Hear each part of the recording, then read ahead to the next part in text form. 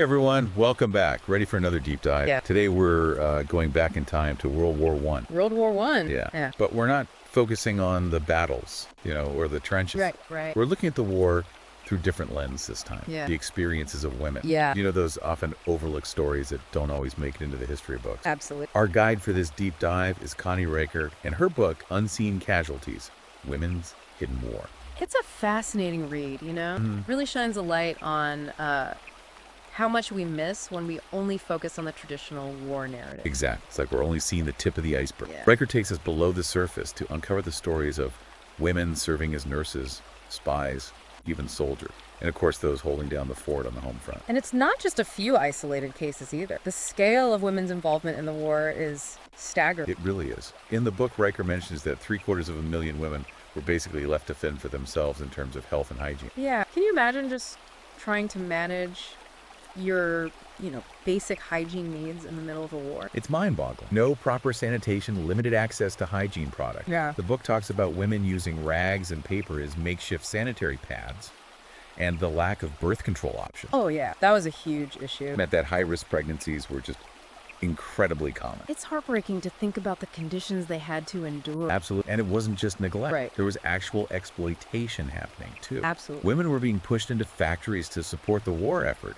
working with dangerous chemicals, facing hazardous conditions. And for what? Their contributions were practically erased from history. Exactly. It's like their sacrifices just didn't matter. But Riker digs deeper and finds these amazing stories of women spies. Oh, yeah. The women spies. Risking their lives to gather intel and sabotage enemy operations. And they used the very expectations that society placed on them, like innocence and passivity, as a cover. Talk about turning the table. One of the most powerful stories in the book is about Edith Cavell, an English nurse working in Belgium. Oh, yes, Edith Cavell. She was known for her bravery, smuggling injured soldiers to safety, putting herself in immense danger. She was a true hero. Tragically, she was executed by the Germans for her actions. Stark reminder of the risks these women took. It makes you wonder how we even define sacrifice. Right. Is it only about medals and battlefield victory? Zach, or is there a deeper, less visible sacrifice that women made during wartime? Riker's book definitely forces us to ask those tough questions. And she doesn't just focus on the physical challenges. Right. She also delves into the psychological battlefield, the unseen mental and emotional toll on women. One of the most startling statistics is that nearly 400,000 women served as nurses and medics during the war. Wow. And countless others experienced trauma that led to what we now know as PTSD.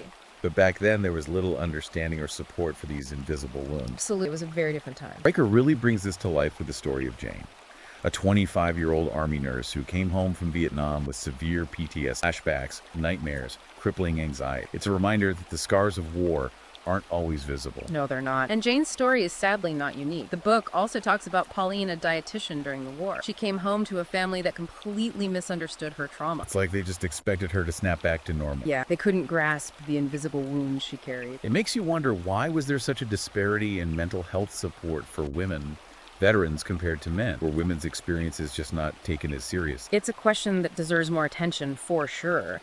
We need to understand how those biases impacted the way women were treated and how they continue to affect us today. It's a really important point. And speaking of battles, fought on multiple fronts, we can't forget about the fight for women's suffrage that was happening at the same time. It's amazing how the war, in a way, became a proving ground for women. Absolutely. They stepped up, they showcased their capabilities, their resilience, their willingness to contribute in ways that had never been seen before. It's like the war shattered those fragile stereotypes that had held women back for so long. Right. Suddenly, their strength and determination were undeniable. Exactly. And that newfound visibility, that undeniable proof of their strength, it fueled the fire of the suffrage movement. Women were no longer content to be sidelined. No. Their voices silenced. They tasted a different kind of life, a life where their contributions mattered and they were ready to fight for their right to shape the future.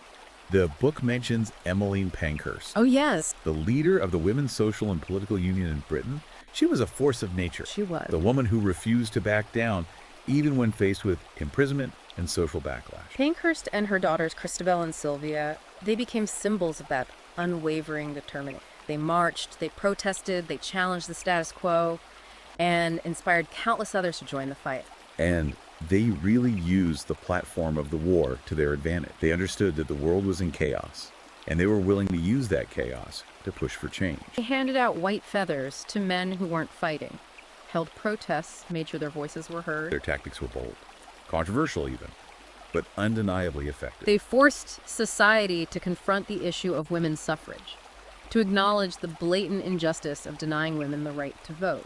And eventually, their efforts, alongside those of countless other suffragettes, paid off. Women finally gained the right to vote in many countries after the war. A hard-won victory for sure, and a testament to their persistence. But as Riker reminds us, the fight for equality didn't stop with the right to vote. Nope. The war had exposed these deep-seated norms and expectations that continue to limit women's opportunities, like the double burden you mentioned earlier. Right. That idea that women were expected to juggle their wartime contributions with their traditional roles at home. It's almost as if society was saying, okay, you can vote now, but don't forget your place is still in the kitchen. Exactly.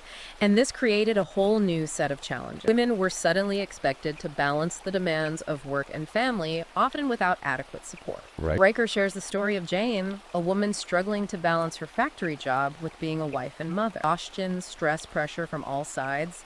It's a familiar story even today. It's like progress isn't always a straight line. No, it's not. There are victories, setbacks, a constant push and pull between tradition and change. And all this while, women were still dealing with the psychological and physical toll of the war.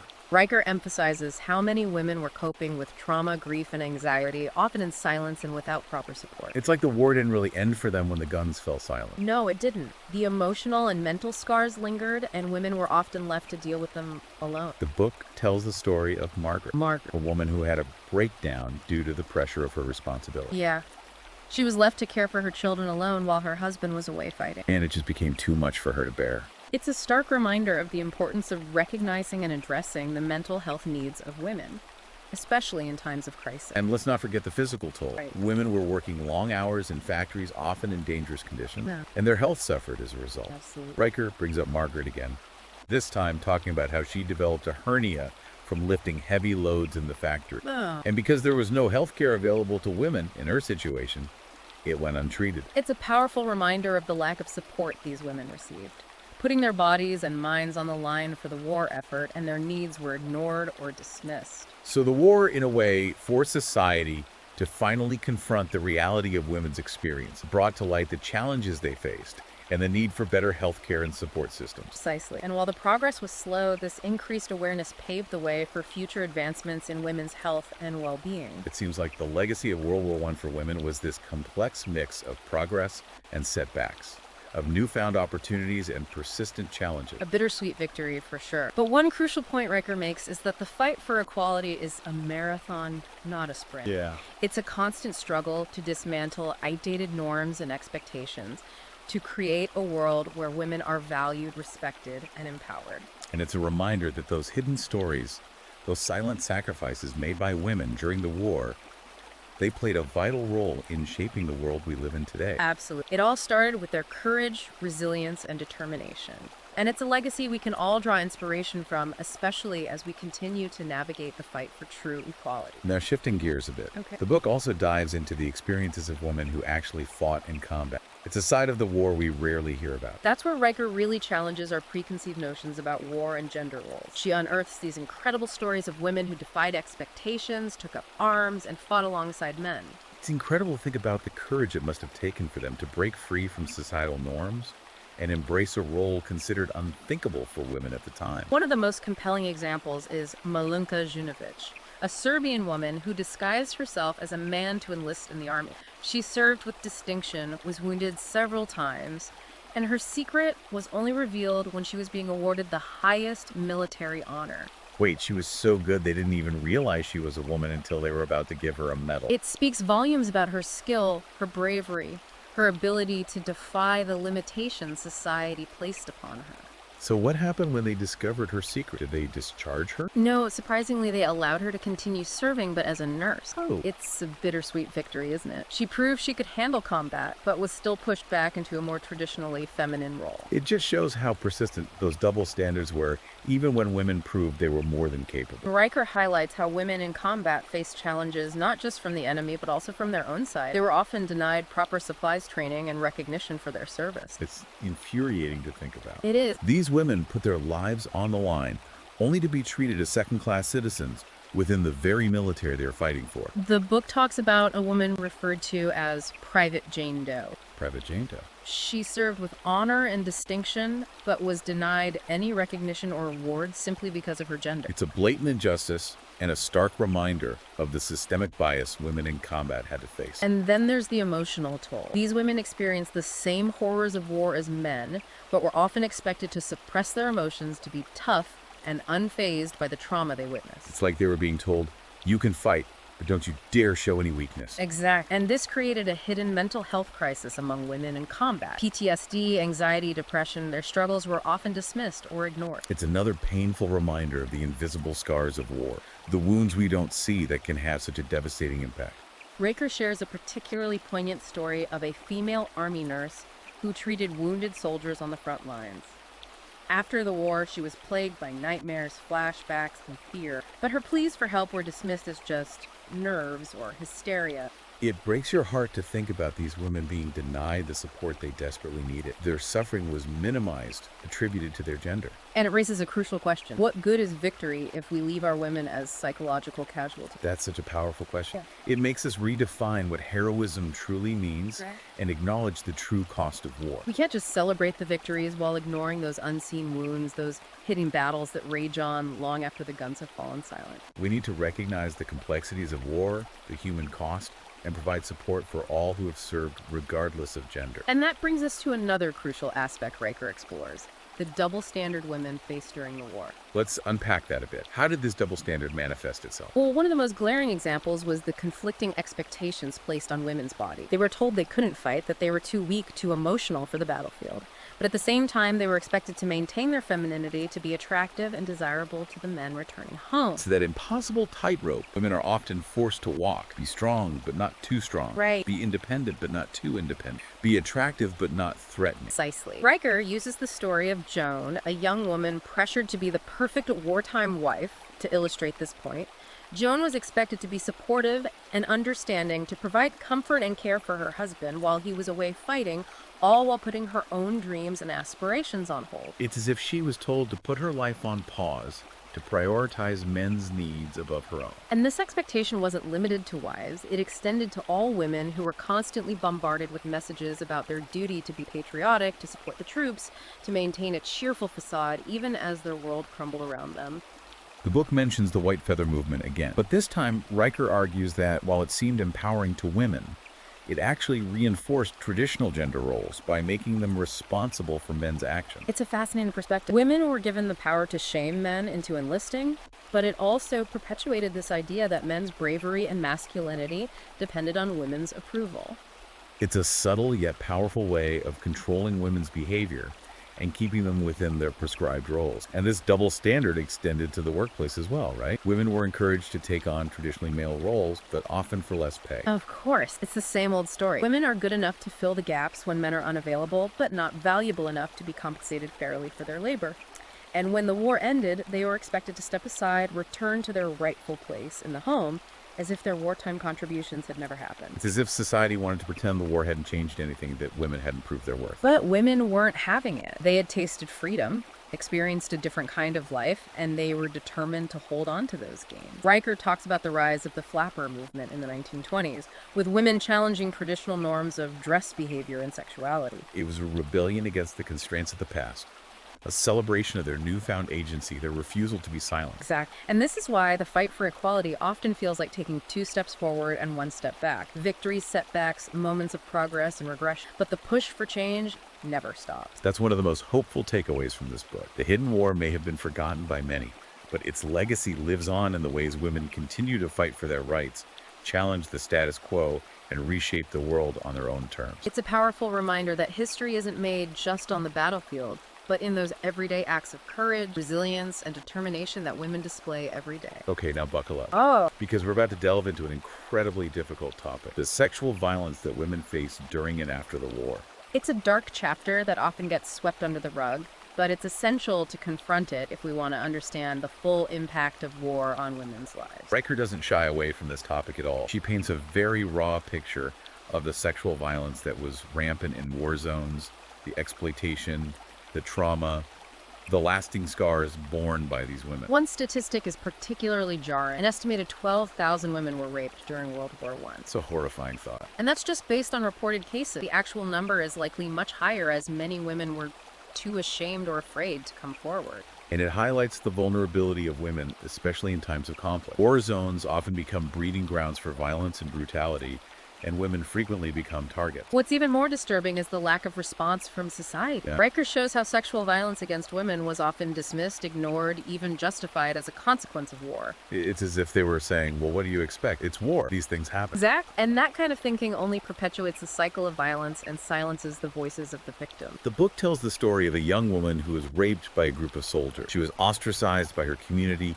blamed for the attack, and left to deal with the trauma and shame all alone. It's a heartbreaking story, but one that's sadly not unique. It highlights the double victimization women often experience. They're not only subjected to the violence itself, but they're also blamed for it. Their suffering minimized and dismissed. It's a pattern that unfortunately continues to this day. Women are so often held responsible for the violence committed against them. Their voices are silenced by fear, shame, and a lack of support from those around them. And that brings us to another crucial point Riker makes: the long-term impact of this trauma. The psychological scars of sexual violence can have a devastating and long-lasting impact on women's lives. It goes far beyond the physical violation. It does. It's about the emotional and psychological wounds that can linger for years, decades, even after the event itself. Riker emphasizes how many women who experienced sexual violence during the war suffered from PTSD, anxiety, depression, and other mental health issues.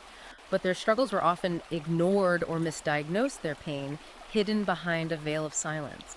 It's another stark example of the unseen casualties of war. Yeah. The wounds that may not be visible, but have a profound and lasting impact. It reminds us that the fight for equality isn't just about political rights or economic opportunities. It's about creating a world where women are safe, their bodies and voices respected, and where they receive the support and empowerment needed to heal from the trauma they've endured. It's a fight that continues today, and we all have a responsibility to participate. We need to listen to the stories of survivors, challenge the culture of silence and victim blaming, and create a world where sexual violence is no longer tolerated or excused.